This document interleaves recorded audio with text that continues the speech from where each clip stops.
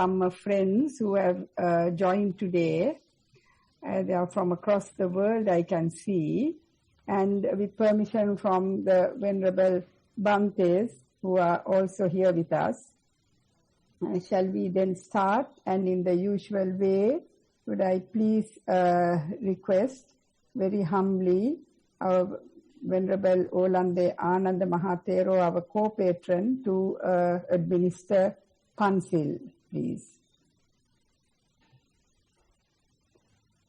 Namo tassa bhagavato arahato samma sambuddhassa. Namo tassa bhagavato arahato samma sambuddhassa. Namo tassa bhagavato arahato samma sambuddhassa.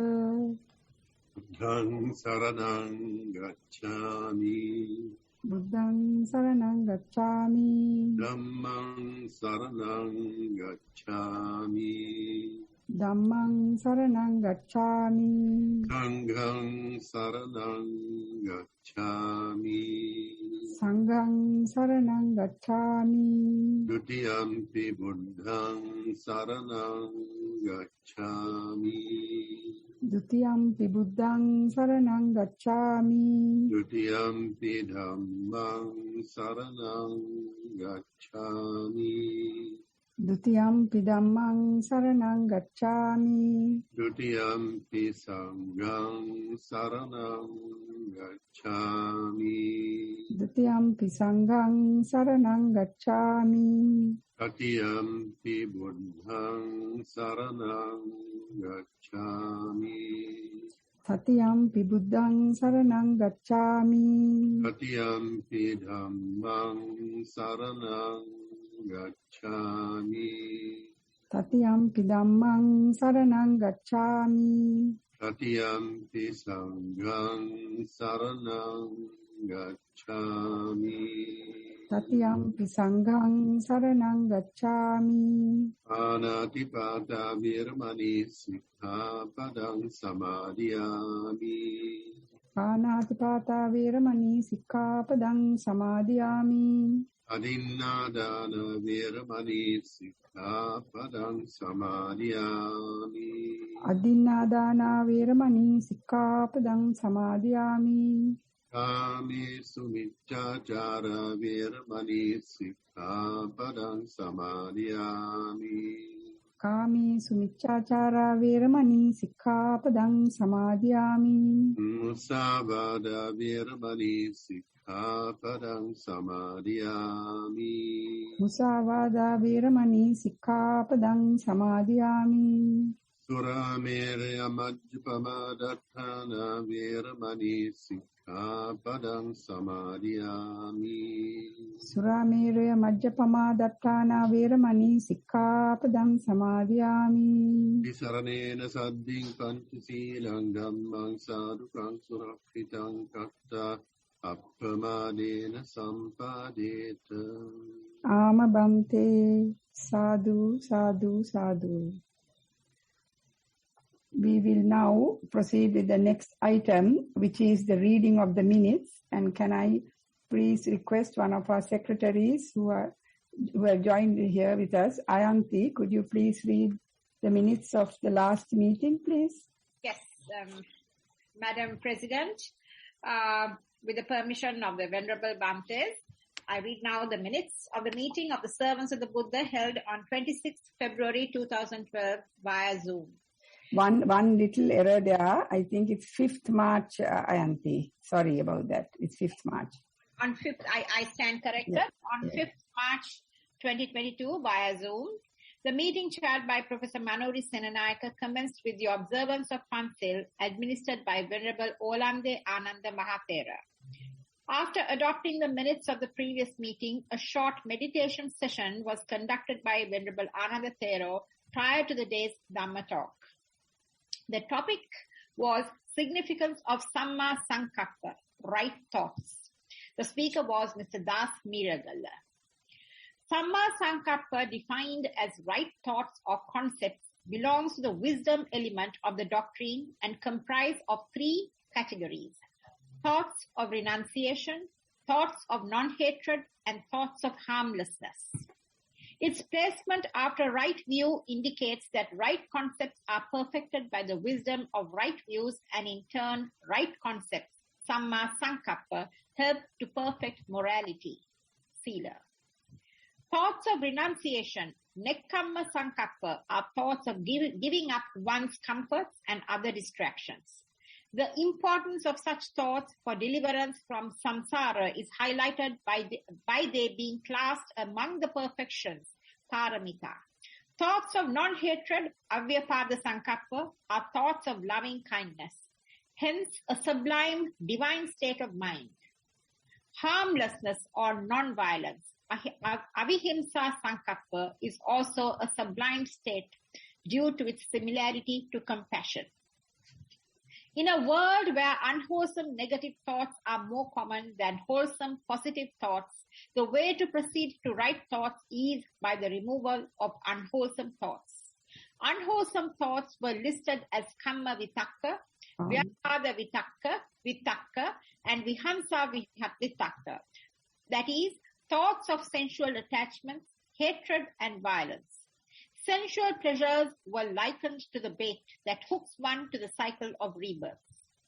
Even basic requirements, if indulged in quantities exceeding the level of need, enters a level of greed, addiction, and clinging to worldly pleasures as stated in Ahara Sutta.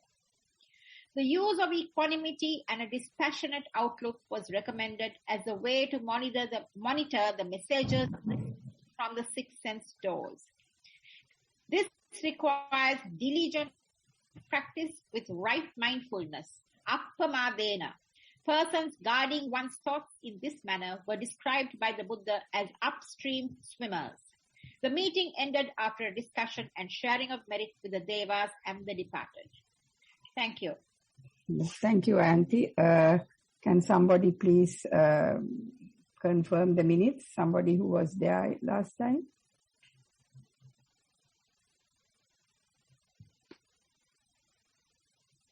I can't see anybody who was there. Yes, right. Thank you. Yeah. Thank you. Tinta has, so we will adopt the minutes. Thank you.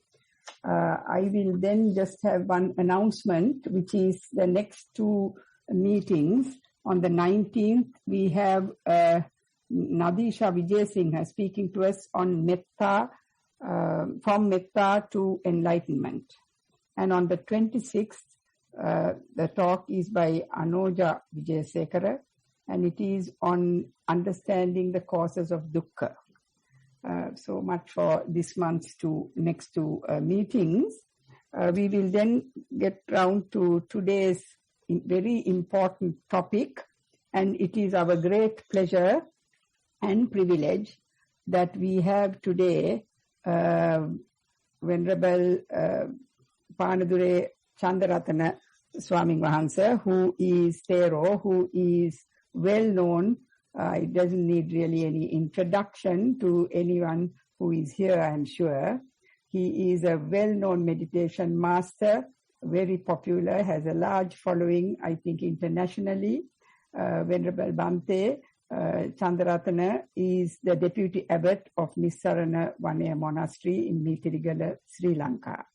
Now, Venerable Bhante, we are very, very grateful that you have given of your time and to share with us your insights about this very important topic of the topic chosen by Bhante was being nobody.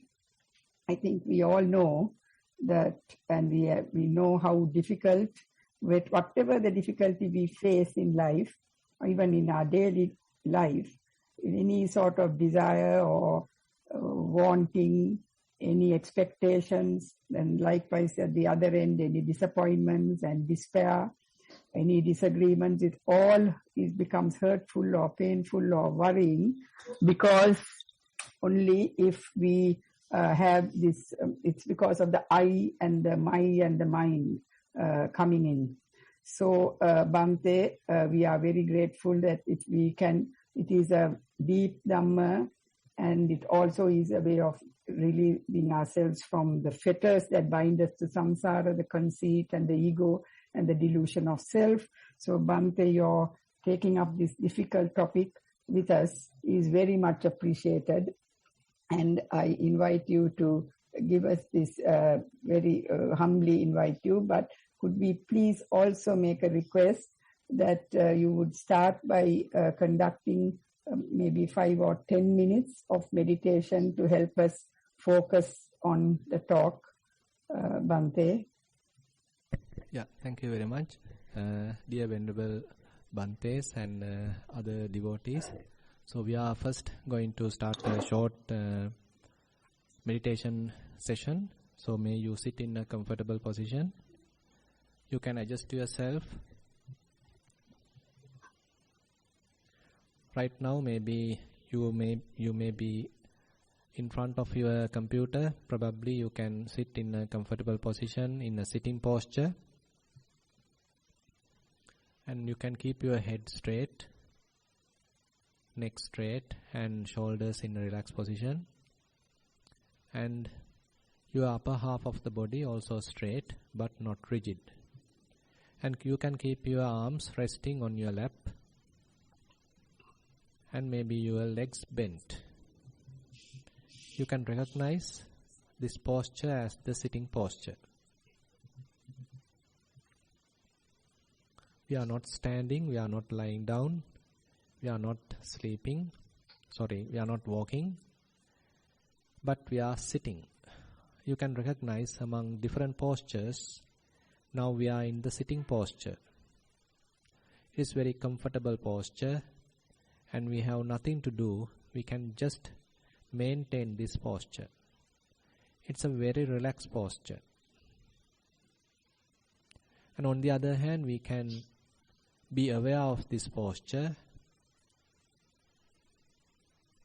and we can enjoy this posture. If your mind wanders towards the past, don't encourage that. Once you know about it, slowly bring your attention back to the posture. Similarly, if your mind wanders towards the future, don't entertain that. Once you know it, bring it back to the posture. So posture appears like an anchor to your mind. Again and again you are bringing your attention back to the posture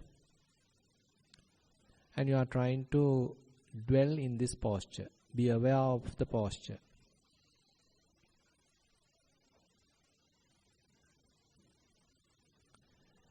As you move forward, probably you can know various sensations available in the posture, like breathing, or maybe rising and falling of the abdomen,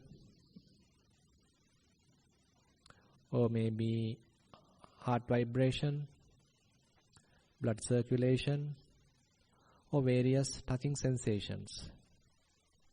So all these different sensations are present, are available. You can know them at this moment. So knowing them is an indication that we are mindful.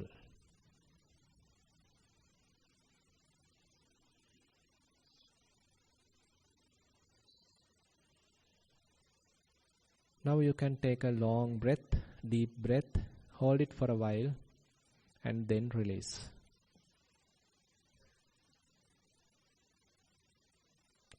You can take another long breath, deep breath, hold it for a while and then release. You can well come back to the posture, come back to yourself.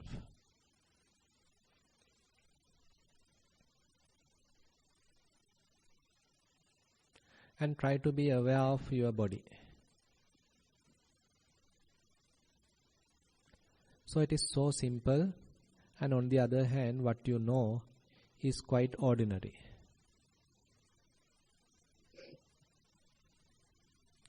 And typically we ignore all these ordinary experiences and we are moving towards various excitements. But now we appreciate all these ordinary experiences. We give some emphasis to them.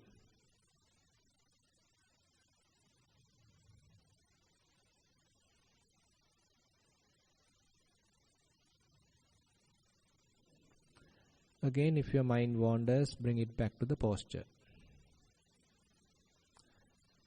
And if your mindfulness is well established, you can now try to comprehend various subtle sensations or vibrations, movements available in the body. You can select one of them which is most prominent. Say, for example, breathing. You are keeping your attention at the nostril and then try to be aware of all the inhalations and all the exhalations.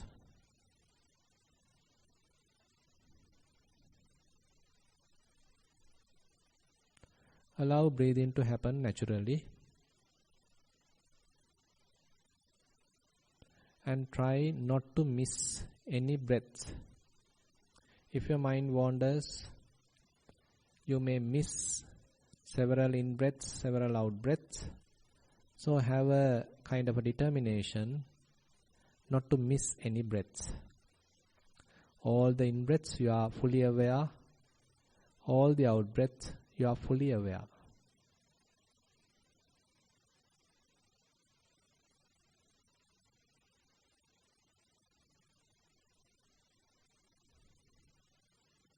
And probably, if your mindfulness is fairly sharp, you can recognize certain subtle aspects of the breath. It could be longer, it could be shorter, and it may be going in through a particular nostril, going out through another nostril. Inhalation may be cooler, exhalation may be warmer. So you can recognize, understand, comprehend all these subtle characteristics of the breath when your mindfulness is fairly sharp.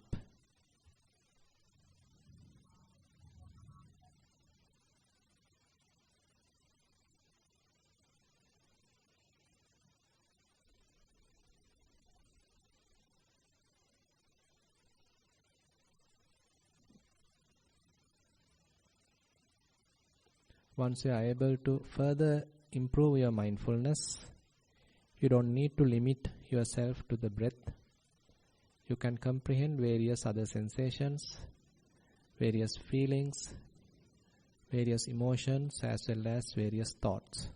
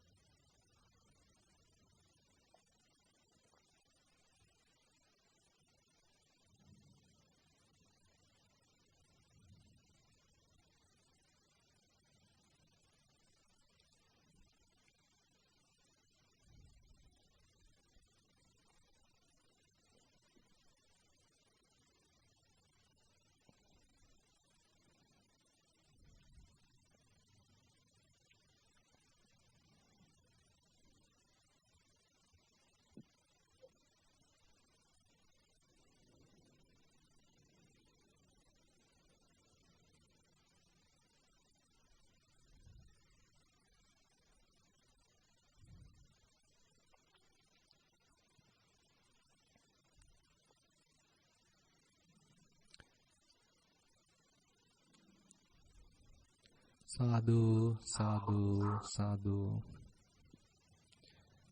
Dear Dhamma friends, now we can move towards the Dhamma sermon. May you give your consent by saying 3 times sadhu sadhu.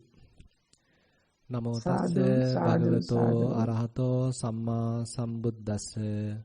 Namo tassa bhagavato arahato samma sambuddhassa. Namo tassa bhagavato arahato samma sambuddhassa. Nissitassa chalitang anissitassa chalitang natti iti. Dear Dhamma friends, so I have chosen an interesting topic as Dr. Manori has mentioned. Basically, if we consider our typical human behavior, we always like to be someone special, a very special person. So that is what actually we start from ourselves as children. So when we go to our school, so always our parents encourage us to become a doctor, become an engineer, become a lawyer, an accountant, a scientist, and maybe don't know whether someone has encouraged you to become a politician. Sometimes it also could happen.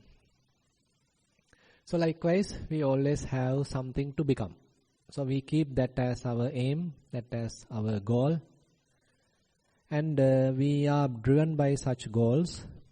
And even when we are grown up, we never give up such motivations or ambitions. We always have something to become. And that ambition, that encouragement is becoming our driving force. And Buddha also has given such encouragement in various suttas, basically because that ambition or encouragement is required even in the spiritual life.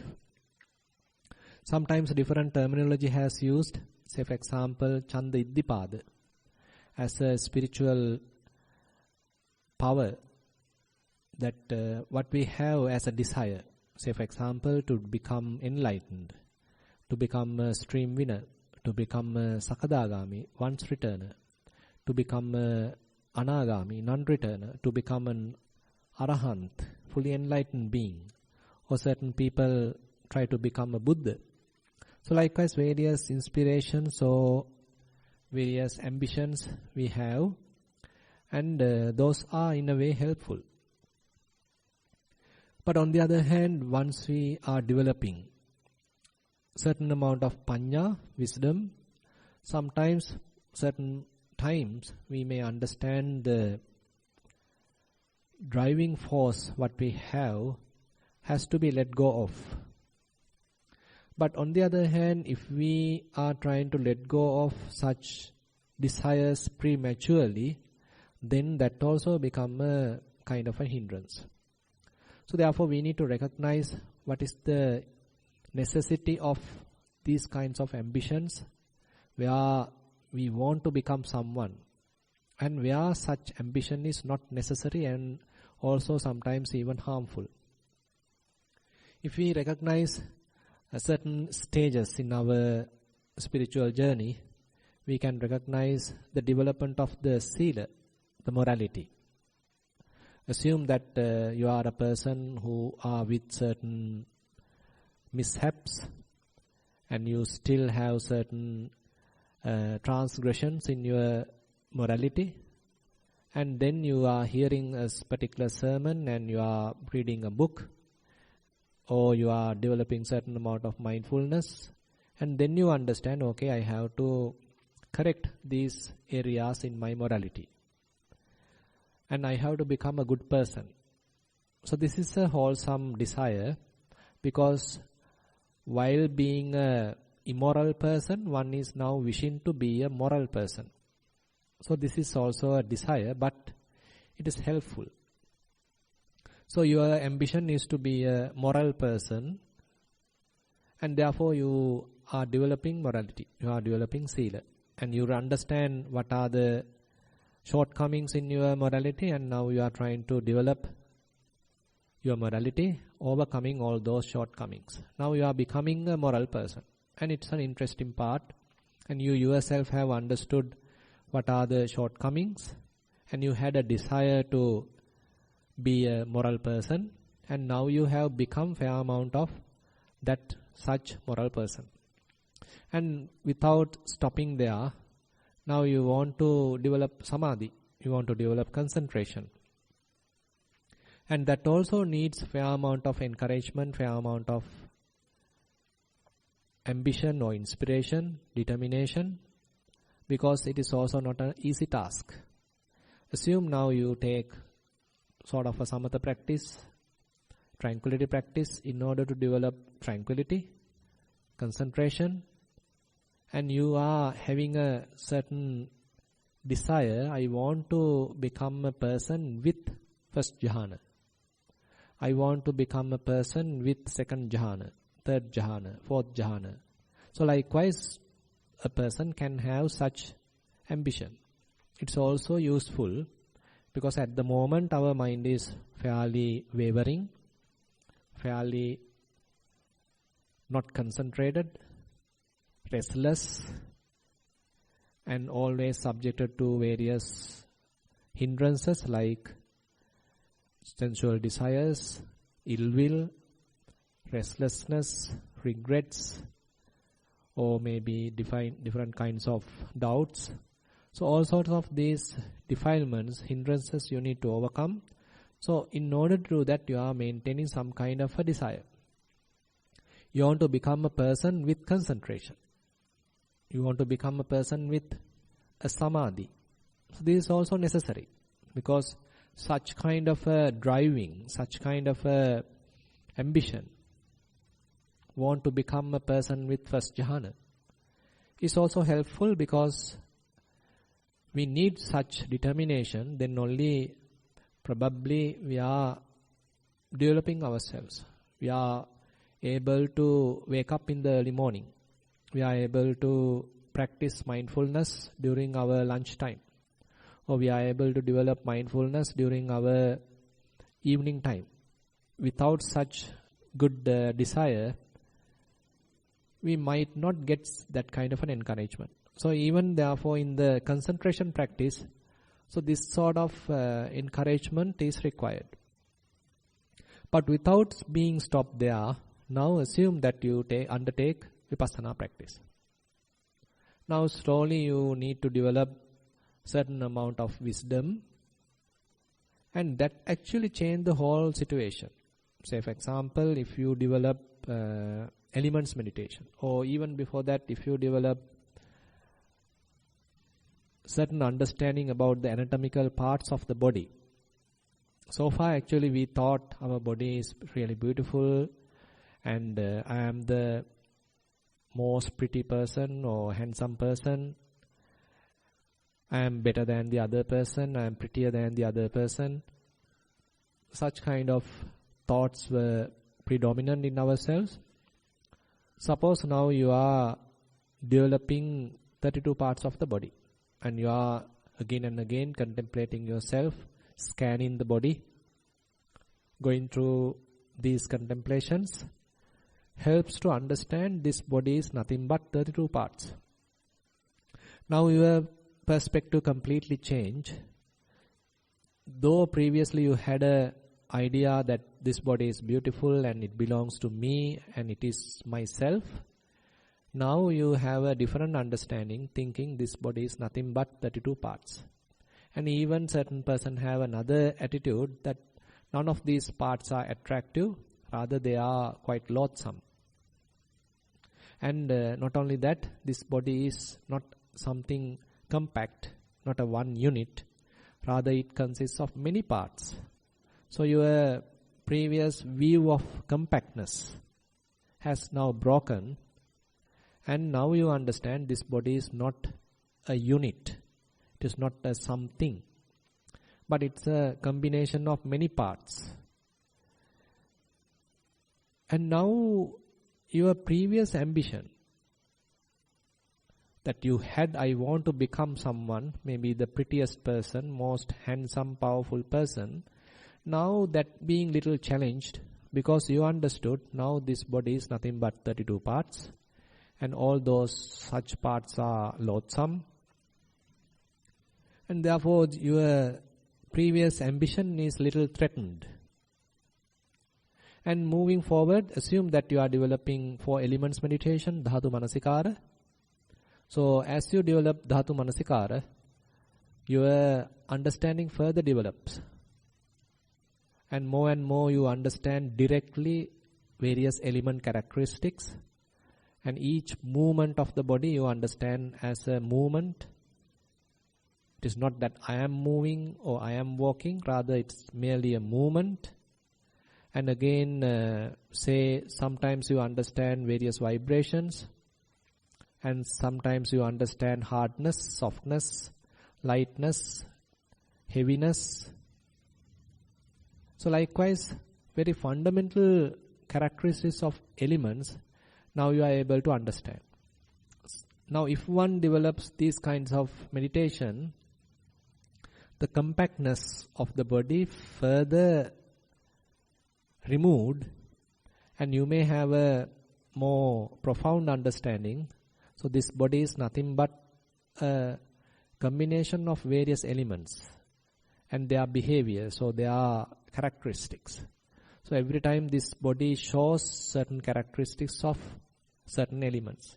Certain element become predominant at a given moment, and that is quite vulnerable, and you never know which one would be the next predominant element.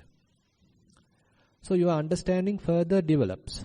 So previously you thought that I am a woman, I am a man, I am a teacher, I am a doctor, I am an engineer, I am an accountant. So likewise we had different kinds of conventional norms. But now all those are being threatened, or all those are being removed, at least temporarily. And you understand, okay, this is nothing but elements. So all the experiences I am going through are the experiences I am gaining through elements. And on the other hand, all the outside persons or outside phenomena, physical stuff, that also become nothing but elements. So the prominence that you have given, I am better than the other person, I am prettier than the other person, or I am stronger than the other person, or I am weaker than the other person. Now all these kinds of comparisons now become not that useful, because internally also what you have is nothing but elements, element characteristics or elements behavior, and whole physical world is also nothing but elements of elements behavior. Now you lost that significance, you lost that importance that you have given to yourself. And on the other hand, slowly you are becoming nobody.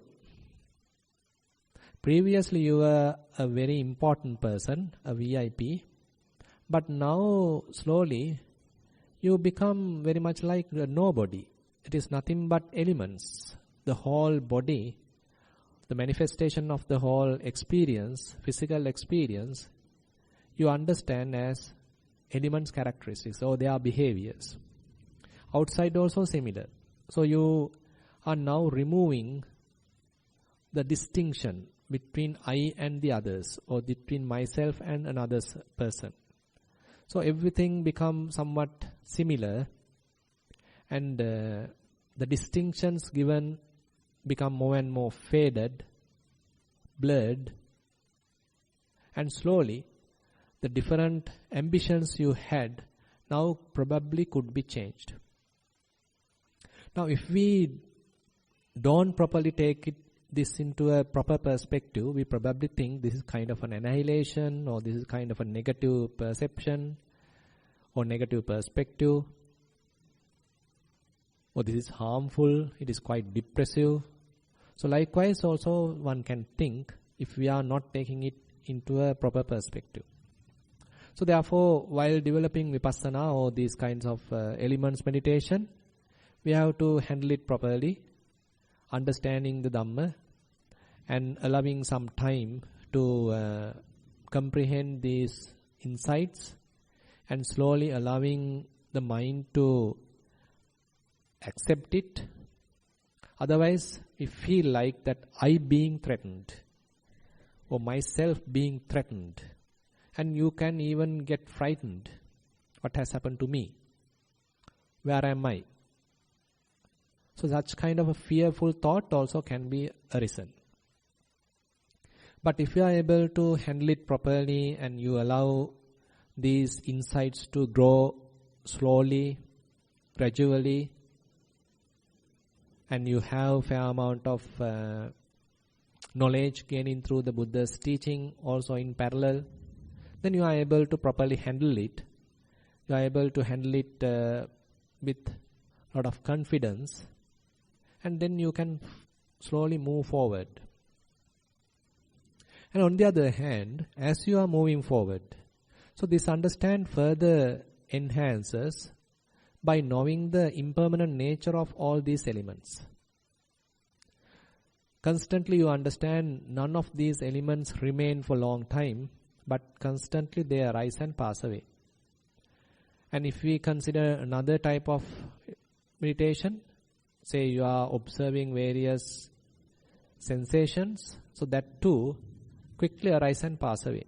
If you are observing various feelings, maybe pleasurable feelings, equanimous feelings, painful feelings, that too are quickly arise and pass away. Even if you are observing various thoughts appear in the mind, they too are quickly arise and pass away.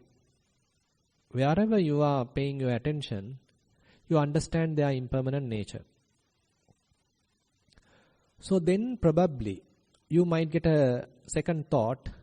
So when this kind of a impermanent situation or impermanent nature is available, constantly the whole body and the mind is oppressed by this kind of a impermanent nature, will it be possible for me to have a lasting pleasure or lasting happiness?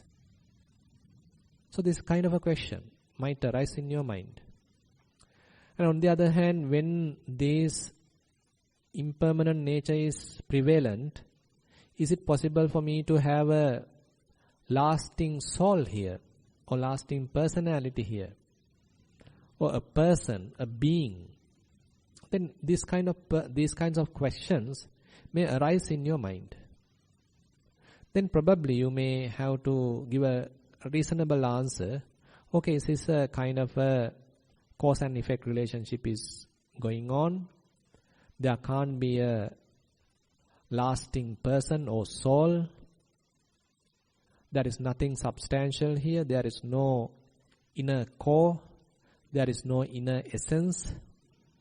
Rather, it's a cause and effect relationship. You can give us such kind of a reasonable answer, and it may be available through various insights, because you are observing the physical and the mental phenomena again and again. So that observation might lead to such insights as well. So as you move forward, then you may understand there is no kind of a continuity. Rather, it's a very momentary process. So this momentary process, more and more you understand. So then you have another perspective, thinking that if I consider there is a person here, then it is a kind of a wrong view. If I consider there is no person here, it is also a wrong view. When there is ignorance, then the possibility of a person is possible. When there is no ignorance, such wrong view is not possible. So this is an interesting finding, or this is an interesting insight probably one may gain through one's practice. So therefore Buddha explained his whole teaching in the middle without taking the extremes. The two extremes, thinking that there is a person, and the other extreme, there is no person. Without taking those two extremes, Buddha mentioned, due to certain conditions, there's a possibility, the notion of a person can arise. When that possibility or when that causes are absent, such person may not exist. So on that kind of understanding, then where am I going? Or where can I keep my ambition? To where can I move? What would be my goal? What would be my objective?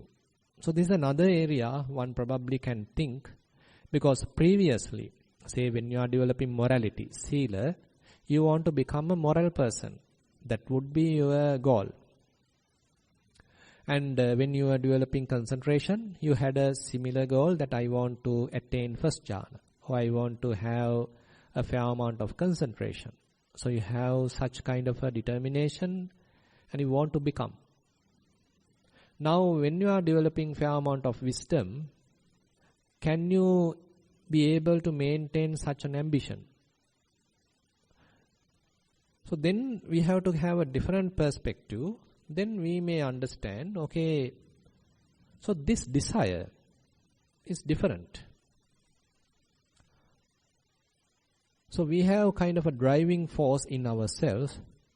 So rather than being satisfied in this very moment, we always driving towards the future. Next moment. I am not happy right now, but I will be happy tomorrow. I am not happy with the current salary. I will be happy with more salary. I am not happy in my position, in my occupation. I will be more happy in my different occupation. I am not happy while being in Sri Lanka, but I will be happy while being in Australia. I am not happy being a human being, but I will be happy being a celestial being. I am not happy while being just a typical human being. Probably I may be happy while being a Sotapan. So always we have these kinds of different thoughts, and we are being driven by such desires, and now you are looking at them differently. Not like in the previous way, but now you understand them as a type of desire or type of craving. And Buddha named them as bhava tanha, desire to become. Now this desire to become is fully spreaded throughout our lives. And it has some productive nature, as I mentioned in the early stages, like when we are developing morality and concentration. And when we are moving forward, rather than being a victim of this desire to become, probably you have a different approach to understand this very desire. Rather than fulfilling that desire, rather than obeying that desire, now you want to penetrate this desire. Now you want to understand this very desire when it is arising. So this is a very interesting finding. Time to time, various desires are arising, wanting to become someone, wanting to become a special person, wanting to become successful, wanting to become a VIP, whatever it is. So you understand that very desire. So once you are able to understand such desire, then what happens? Rather than promoting that desire and trying to be that person, now you simply let go of that desire. So you understood the desire and you simply let go of it. And once you let go of it, then you feel calm, you feel tranquil, you feel peaceful. So your mind becomes more and more peaceful without that driving desire in your mind. So it's an interesting situation in one's mind where you are not driven by a desire, rather you are able to penetrate such desires available in the mind. So therefore, when Buddha explaining Four Noble Truths, the second noble truth, he mentioned tanha pahatabba. The craving has to be let go of. So at the very moment such desire arising in the mind, you need to recognize it. And once you recognize it, rather than promoting it or rather than being a victim of it, we need to let go of it. So once we let go of that desire, then who we are, who am I? Now, can I say that I am a someone? Can I say that I am a special person? So that very thought become useless, because that has kind of an ignorance, because the very ignorance that I am a person, I am a being, I am someone, I am a person, is, Buddha mentioned, is kind of a personality view, a sakkaya ditthi. So this view has to be penetrated. So this view has to be understood. So that is what actually we were gradually doing from various meditation techniques like 32 parts. So when you are understanding 32 parts, the anatomical parts, you understood, okay, this body is not a self. This body is not a person. This body is not a woman. This body is not a man. It is a combination of 32 parts. Or as you move forward, you understood this body is nothing but elements. So you are able to understand that very truth by going through the practice. And so in the very gross form, you are able to apply that knowledge or that insight to the body, and you understand, okay, this body I can't consider as a person. I can't consider as myself. And it is no point of recognizing this body as I am. Now, even if you consider various feelings, so different feelings arise at different moments, different times, and then they pass away. So which feeling are we reasonably telling that represent myself? Can we say that the pleasurable feelings are myself? Can we say painful feelings are myself? Can we say equanimous feelings are myself? So there also the mind may understand. So none of these feelings can be considered as myself. On the other hand, if we consider various perceptions, so we have different perceptions. Yesterday I had certain kinds of perceptions, but those are not available now. Now I have different perception. So if I consider myself as a person, depending on my perceptions on yesterday, now today that person has completely changed. And perceptions are also changing. To which perception then I am calling as myself? So your mind may question. And on the other hand, another interesting part is more and more you are understanding Dhamma, these perceptions start to fade away. As you develop, say for example, walking meditation, then the amount of perceptions your mind is holding become less and less. That is how inner clarity may arise. The mind's clarity may be improved because various perceptions that you were used to feed, you were used to encourage, now become blurred, and as a result of that your mind become more and more clearer. Now your mind is very much like a very clean house. It is not cluttered. Your mind is very luminous, very clean, tidy. So less perceptions. And the less perceptions does not allow you to identify them as a person. And you understand they are also coming and going. So no point of calling them as me or myself. And you have different kinds of skills. Maybe you are good in singing, you are good in dancing, you are good in talking, you are good in cooking. So can you recognize yourself using any of these skills? So your skill does not last throughout the day. During the time you are walking, maybe you can say, oh, I am working. During the time you are cooking, okay, you can say I am cooking. But can you say that you are always cooking? So any of these activities, maybe physical activities, maybe verbal activities, maybe mental activities, so they also change. So therefore it is not reasonable to call them as me or myself. How about the knowing part? So through the eyes we can know about sights. Through the ears we can know about sounds. Through the nose we can know about various odors. Through the tongue we can know about various tastes. Through the body we can know about various tangibles. Through the mind we can know about various mental objects. And they are constantly switching. None of them remain for a long time. So which knowing can we say that I or myself? More and more you understand the impermanent nature, so you may understand none of them can be considered as me or myself.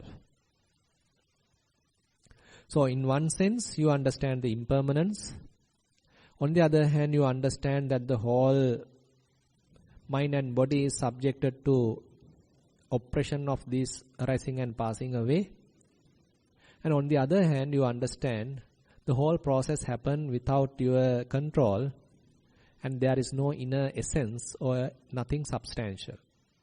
So these three insights are quite powerful.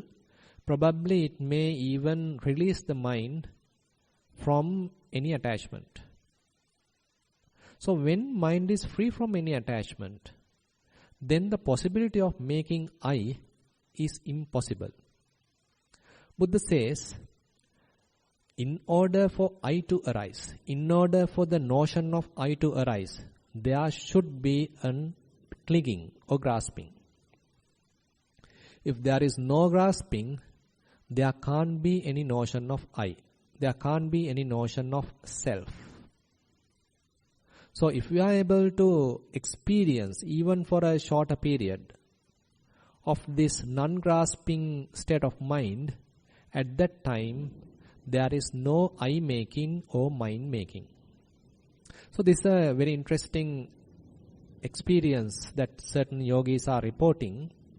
And they report, when they are continuing of their practice, they reach certain maturity in their insights, and at that very moment, the whole experience has completely changed, and you are experiencing non-grasping state of mind for a short period, and at that time, there is no I-making, there is no mind-making, and there is no any association. The mind does not associate, grasp anything at all. And then there is no any association, there is no any movement in the mind. Very much like mind has stopped. So far mind was wandering, mind was jumping, distracting, scattering. Many issues were there. Now almost all of a sudden, very much like mind has become standstill. So when there is no any such kind of a movement coming and going, mind is still. When mind is still, it does not grasp. As a result of that, there is no birth. When there is no birth, there is no passing away. And when the mind does not experience such kind of becoming, now it does not do any kind of such becoming. Now there is no becoming. On the other hand, we can say, now the mind is absent of that bhavatanha. There is no desire to become. Rather, mind is fully satisfied in the present moment. Fully experienced in the present moment. If I little exaggerate, your mind is fully enjoying the present moment. And Buddha mentioned, such moment the mind is experiencing tranquility. Because there is no any kind of a turmoil, any kind of a restlessness. Mind is fully experiencing a very interesting, tranquil moment. And when such tranquility is available, there is no any bias available. There is no any desire to become available. Rather, mind is quite still and enjoying the present moment. There is no birth or death to the mind. And when there is no such birth or death, Buddha mentioned, there is no I, there is no person in the present. There is no a person in the future. There is no any person in between. Or in the other words, we can say there is no person here, there is no person beyond, and there is no person in between. And Buddha mentioned, Esevanto dukkassa.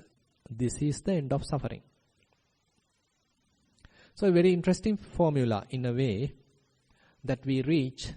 So at least this kind of a temporary movement or temporary moment, non-grasping experience, helps us to understand some deep insight which Buddha explained. So when mind is not grasping, it does not associate anything. As a result of that, there is no wavering to the mind. It is still. And when there is stillness, there is no any governing desire to become. Rather, it is fully satisfied, contented. And when such contentment, such tranquility is available, there is no need of a rebirth, and therefore there is no availability of a death. And when there is no such rebirth or death is available, then Buddha mentioned that it is not possible to have a person here or there or in between. And this Buddha mentioned as the end of suffering. Because the suffering is available when there is I, when there is a person. Now at this situation, there is no I, there is no person, then the end of suffering. So this is an interesting finding, interesting insight, which is used to even mention at the deathbed of a particular person. Say for example, in the Majjhima Nikaya in Channovada Sutta, Venerable Channa is in his last breath and he is suffering severely and he want to commit suicide. And that news was spread, and Venerable Maha Sariputta and Venerable Maha Chunda arrived Venerable Channa and they request, don't do it. Channa, don't do it. And then Venerable Channa was really desperate because of the severe pain he is going through. And anyway, Venerable Sariputta asked various questions, Dhamma questions. And Venerable Channa very correctly answered all these questions. And after hearing all this, now Venerable Mahachunda understood it is better mention a very strong insight which Buddha has mentioned. So what Venerable Channa has mentioned is the insight which I have explained to you. Now the Venerable Channa is at his deathbed and he is going through a severe pain. And at that very moment, Venerable Mahachunda explaining this great insight to Venerable Channa. So what is the insight? If I recall, Nisitassa chalitang, anisitassa chalitang natti. The person who is always associating, always dependent always grasping, always attaching. So there is a wavering to such person. To a person or to a mind which is not associating, not grasping, not clinging, there is no such wavering. When there is no such wavering, then the tranquility, the mind becomes still. When such tranquility is available, satisfaction, contentment is available, such mind does not want to become someone, because the very moment is quite satisfied. The very moment is enjoyable. Very moment is quite tranquil. There is no desire to become. There is an absence of bhava tanha. And when there is no such desire available, Buddha mentioned there is no rebirth or passing away or death. When there is no rebirth and passing away, then you are not here, you are not there, you are not in between. So this is the end of suffering. So this is how Venerable Mahachunda transmitted Buddha's very profound teaching to Venerable Chunda, to Venerable Channa. So if one is able to understand these kinds of insight, so it's a very eye-opening kind of an insight and quite challenging insight. Because so far we were with a lot of desires, always want to become a special person. But now you are very much like understanding eye-making and mind-making. Rather than making a self, rather than being an important person, you understand how ignorantly we are making a self, we are creating a self, we are promoting a self. So that understanding helps us to understand our very ignorance, how we create I, how we make I, and how we even measure myself with another person. So these kinds of very interesting insights help us to think about our whole existence in a different perspective. And this is a very interesting area to explore, not merely through a philosophical way, rather through practice. If we are able to explore these areas, if we are able to understand how ignorantly we are making a self, if we are able to explore how our mind is promoting a person, how do certain exaggerations in order to highlight a person, how a second thought is arising in our mind, promoting a person. So if we are able to understand these kinds of operations, thinking happen in our mind, then probably we are able to understand the non-self in more profound manner. So in a way, being nobody, we can interpret differently as understanding non-self. As I mentioned, we should not apply these teachings prematurely, because we need to have fair amount of understanding of Dhamma, have to have fair amount of insights, experiential knowledge. So then only that would be able to comprehend these kind of teachings of the Buddha. So with that, I like to conclude my Dhamma sermon, and I hope, so these kinds of very challenging insights, these kinds of quite extraordinary insights sometimes help us to look at ourselves differently. Rather than completely driven by desires, look at ourselves differently and have a different approach, and to have a different perspective to our lives. With that, I like to conclude my Dhamma sermon, and thank you very much for attentive listening.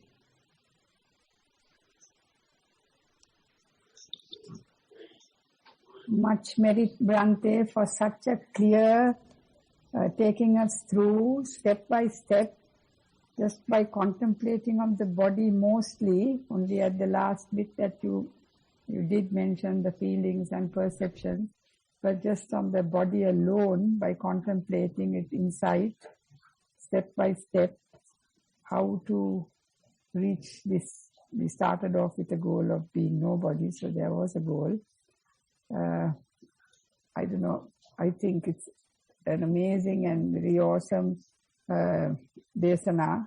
Much merit to you, Bhante. And can I then open it to the floor? You can all, whoever wants to speak, please either unmute or raise your hand. But there are so many, I wouldn't be able to see the raised hands on my screen unless you...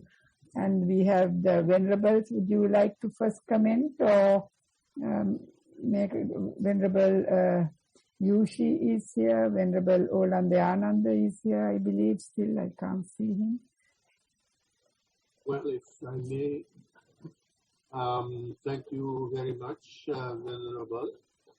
This was very, very beautiful and very clear desana that Professor Manori also mentioned. It was like wonderful and beautiful desana. And systematically, in very good English, you took us from beginning to end and beyond. So, basically, thank you for this. I have nothing much to add or to ask.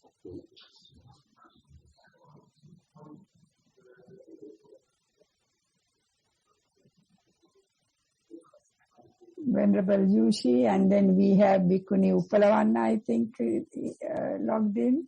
Anybody else wants to say anything, please? Or ask a question?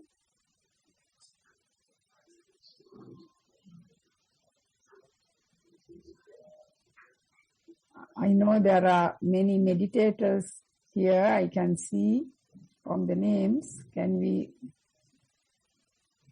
have anybody with any further questions from Bhante? Because this is really a rare opportunity for us to have Bhante give off his time like this and to have done this so systematically and with so much of insight and made it also very simple, really. There was no...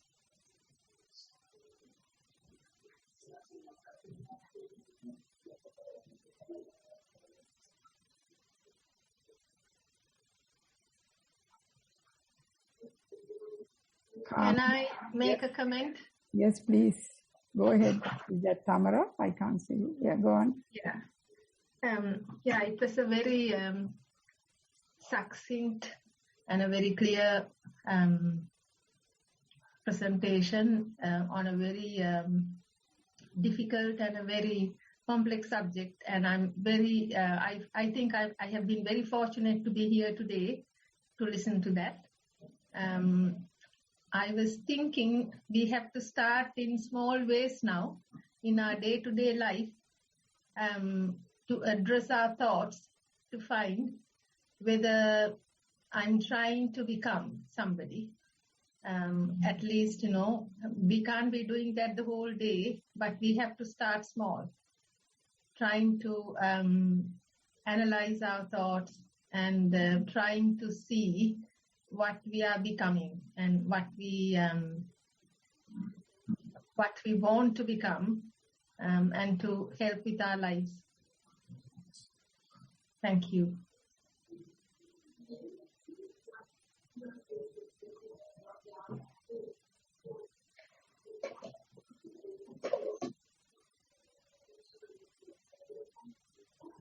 Mr. Miriyagalla, do you have to say anything? Mr. Miriyagalla?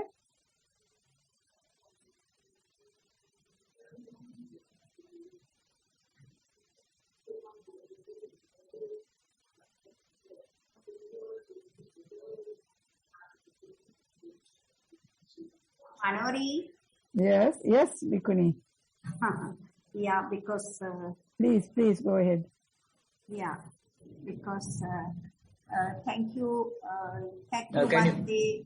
Speaker Bhante, thank you very much for your very simple and your explanation. and Bhante Olanda and all other venerable sirs and Bhikkhunis and dear Dhamma friends. Actually, it was a very simple of explaining.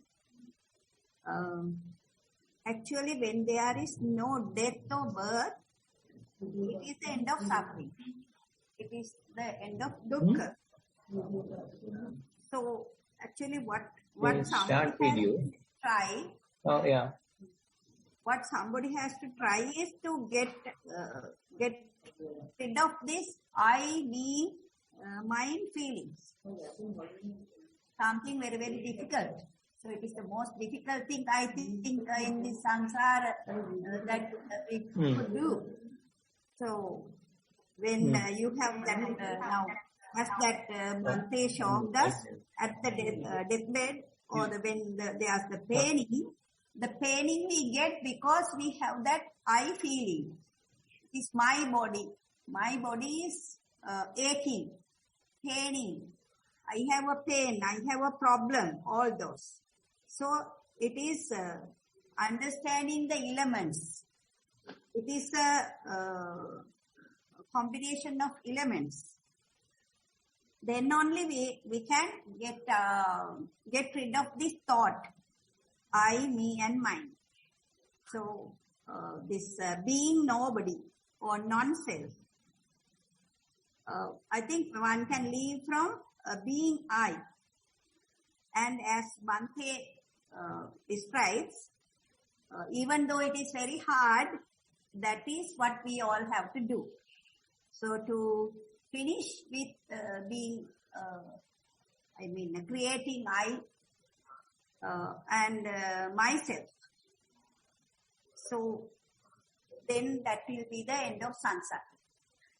So thank you, Bhante, and thank you, Manori, for making us to listen to valuable speeches. Thank you, everybody, and Theruvan Saranai. Yeah, Theruvan Saranai.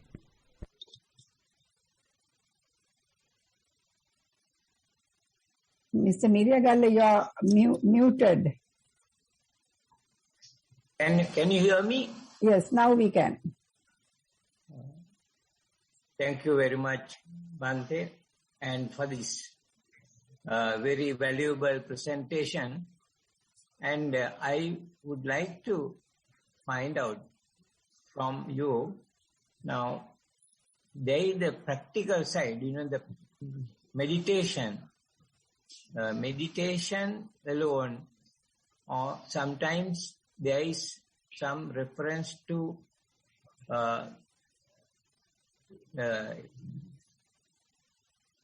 mental development through knowledge of signlessness or voidness. Now, is there any relationship? Supposing somebody develops signlessness or voidness in this world, that is, and if it is possible, can there be a realization of nobody through such a understanding? How do we link up, please? Yeah, thank you. May I know? Yeah. Thank you very much for the question. Actually, as we discussed during the sermon, so the insights, that is the understanding of impermanence, understanding of unsatisfactoriness, understanding of non-self, are the ones leading the mind towards the signless concentration or the desireless concentration or the emptiness concentration. So these experiences are, we can say, as the results of those insights.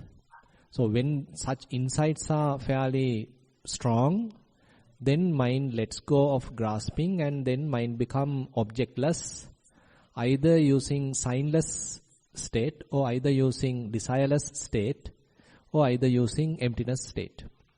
So when that is there, so basically there is no grasping. So there is no any association, there is no any clinging.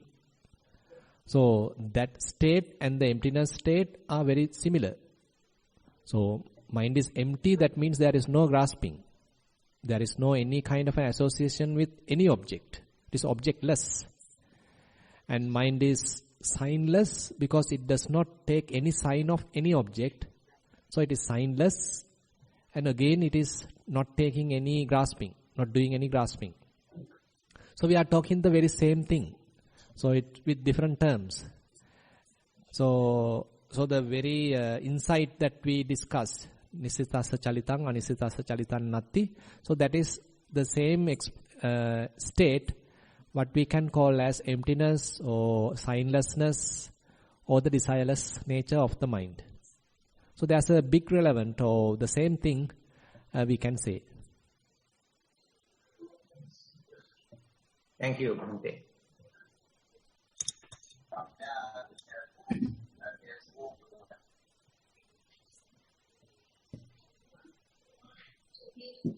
Any other questions? So Bhante, you came through entirely step by step, and it made absolute sense, and even to those who have attempted these things and see the validity of what you said through the contemplation of the body. But also with that comes the stillness of the mind as you let go, isn't it? Can you repeat the last statement?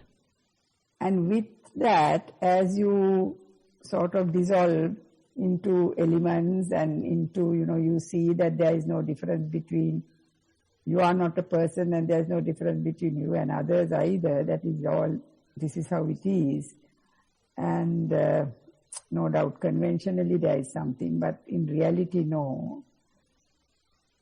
Then one has, the mind stills. Yeah, we can say but so. The movements of the mind has gradually stopped because you have just by the entire processes of letting go, finally, isn't it? Yeah, correct.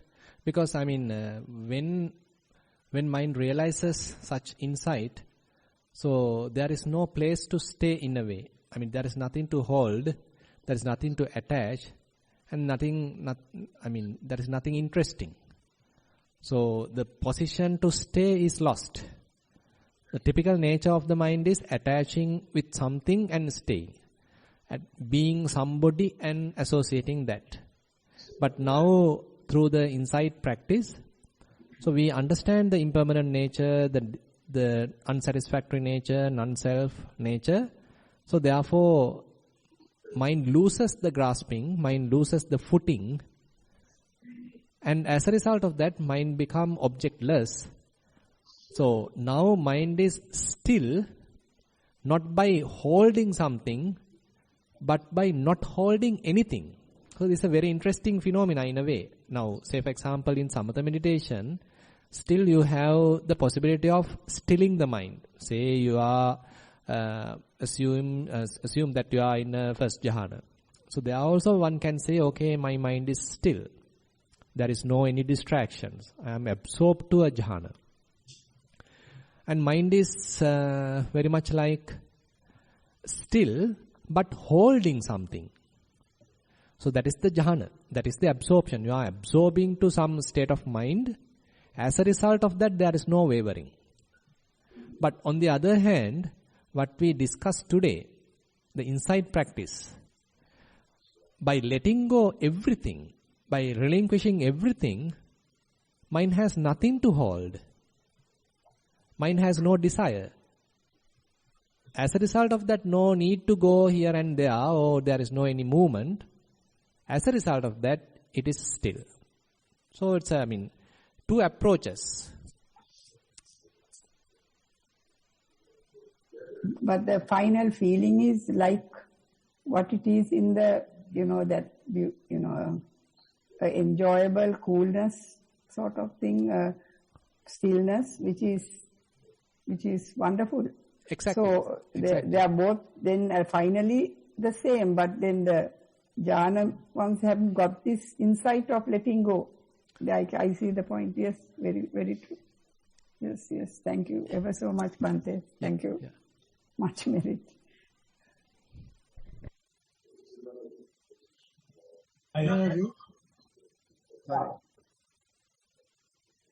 Anybody else? Must be having lots of questions. We have a large audience. Bhante, till there was a power cut, we had 73 or 74 persons, but then a power cut in some part of some city took place.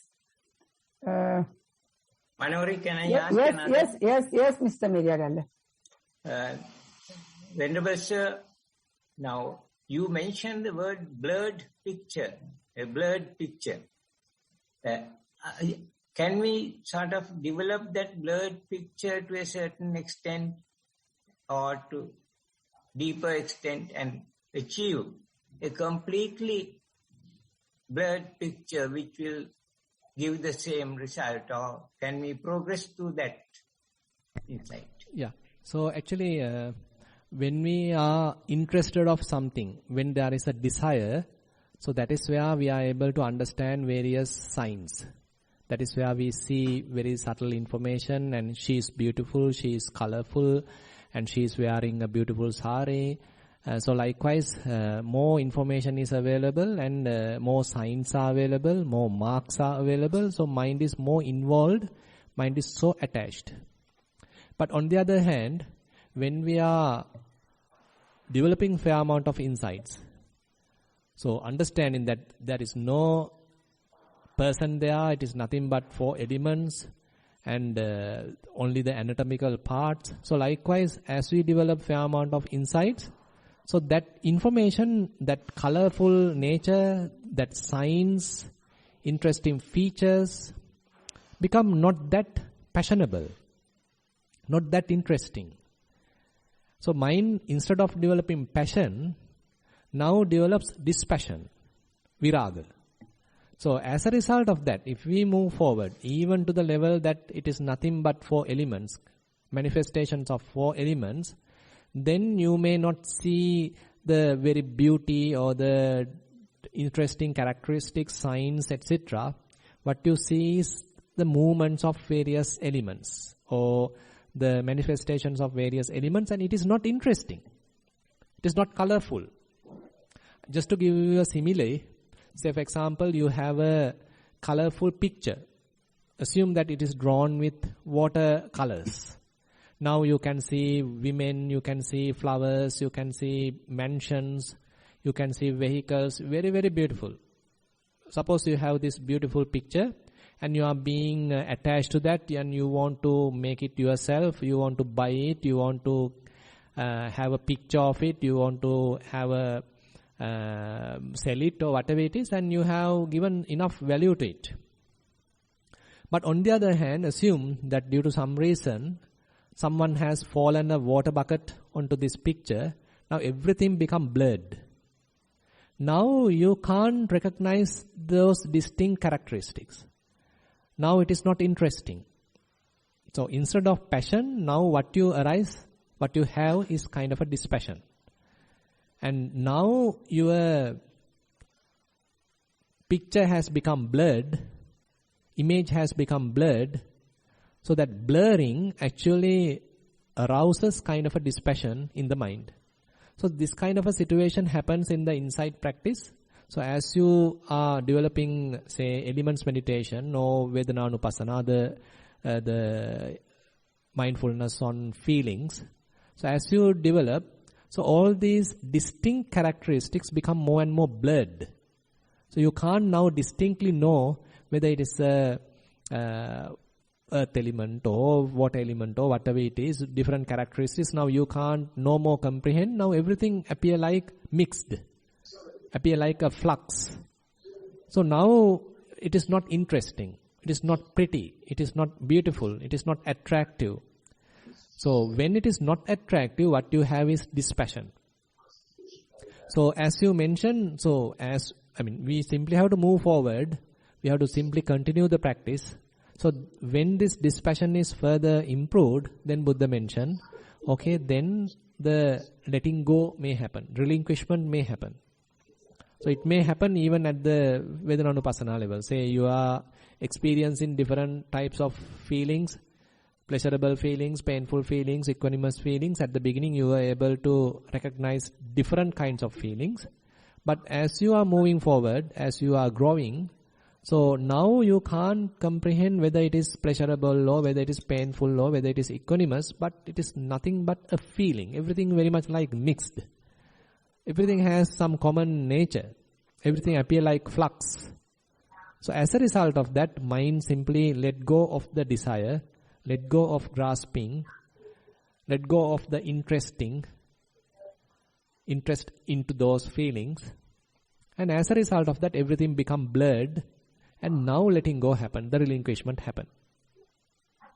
So it is true, I can accept your comment that the insight practice is going through this kind of a blurring effect. Thank you. Isn't that what is called Nibbida? Exactly. Nibbida is another side of this dispassion where you have disenchantment. So previously it was so enchanting, so beautiful. You want to embrace it, you want to hold it, you want to own it. But now it is not interesting, not enchanting or not beautiful, not necessary to attach. Now you are ready to relinquish. At that time, sometimes I think you feel like stopping. You mustn't do. Actually, I know. So the mind may avoid moving, maybe. We don't need to do any purposeful stopping. Rather, say we simply go through the practice. The results may happen as a dhammata. But we say, Buddha mentioned it's a kind of a cause and effect relationship.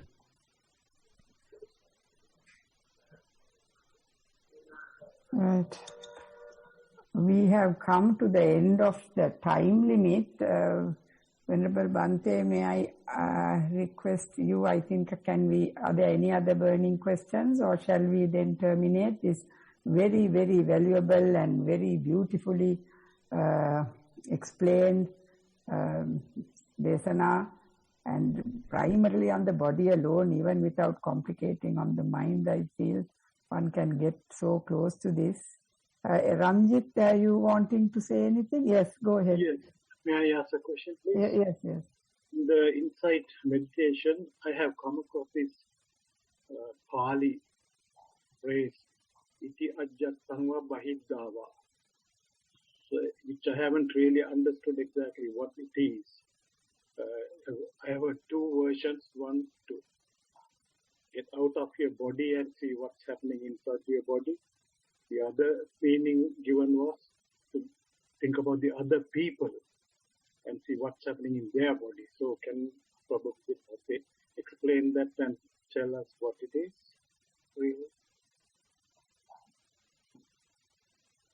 So if I get the question correctly, so you are asking, so we have a kind of a situation where we are observing the body like someone else. So are you... the meaning of the word ajjatva, the bahiddha. Yeah. So actually ajjatta bahiddha is giving a different idea, where first of all we use our very body for contemplation, so that we are having fair amount of understanding about this very body. And that same insight is applicable inferentially to the some outside body as well. So that is one way we can say about ajjatta bahiddha. Say you first develop the insight using this your very own body. We use the typical terms. This very own body is used for the contemplation, and with that we are developing fair amount of understanding. And when that understanding is available, you can apply that to any other body. So then that is the bahiddha. And another explanation is that what you are experiencing right now is considered as ajjatta, and everything else is bahiddha. So both approaches or both explanations are correct and valid. Thank you. Thank you. Okay. Shall we then terminate the meeting? very, very successful, very useful. I hope it will be successful that to some whatever degree that we travel along. Bante, can I request you to customary or whoever about when we end sharing of merits with the devas and the departed? Yeah, sure. So basically, even though distantly, we were able to listen to some Dhamma and meditate for a short period, and again participate in a very valuable Dhamma discussion. With that, we were able to accumulate some merits, and let's share these merits with all the passed away beings, passed away relatives, and all the beings who are in need of merits, and we'll share these merits with all the celestial beings as well. And again, we wish ourselves also to help these merits to realize path, fruition, Nibbana. So while keeping these good wishes in our mind, let's recite the traditional verses. Ettavatacha amhehi sambatang punya sampadang sabbe deva anumodantu sabba sampatti siddhya. Ettavatacha amhehi sambatang punya sampadang sabbe bhuta anumodantu sabba sampatti siddhya. Ettavatacha amhehi sambatang punya sampadang sabbe satta anumodantu sabba sampatti siddhya.